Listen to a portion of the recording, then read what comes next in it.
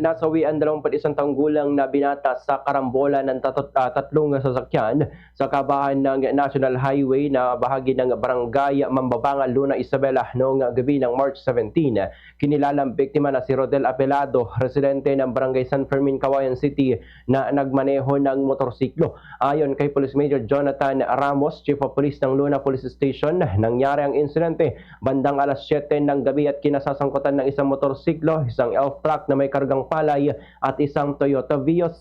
Kinilala rin ng mga iba pang sangkot na si Julius Wee, 54-year-old na residente ng Barangay Bustamante, Luna, Isabela, na nagmamaneho ng Toyota Vios, at si Hernan Guillermo na residente rin ng nasabing lugar na nagmamaneho naman ng elf truck.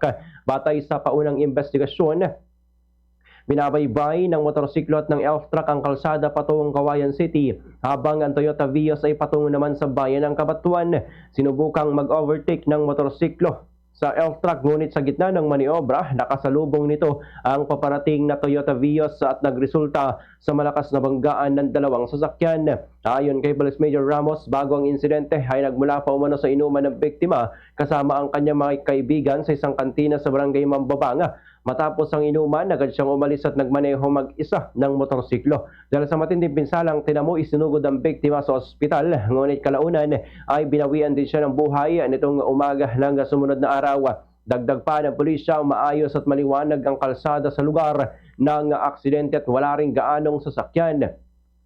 Kaya't isa sa mga tinitingnang sanhi ng insidente ang pagmamaneho sa ilalim ng nasa ilalim ng impluwensya ng alak at ang delikadong pag-overtake. Ligtas naman ang mga sakay ng elf truck at ng Toyota Vios at walang naitalang iba pang malubhang na sugatan. Patuloy naman ang investigasyon ng pulisya habang inaasama makipag-ugnayan ang mga sangkot sa pamilya ng biktima sa mga susunod na araw. Kaugnay nito, muling nagpaalala ang pulisya sa publiko na iwasan ang pagmamaneho kapag nakainom at pairali ng iba yung pag-iingat sa kalsada upang maiwasan ang kaparehong trahedya. Ganitong bahagi ng pahayag ni Police Major Jonathan Ramos. Ang pangyayari, itong truck at motorsiklo, nauuna itong truck, then sinusundan ng motorsiklo patungong Cauayan City. Then ito namang Vios ay papuntang Cabanatuan. So along the way, itong ating driver ng motorsiklo ay gustong umubertake dito sa unahan niya na truck.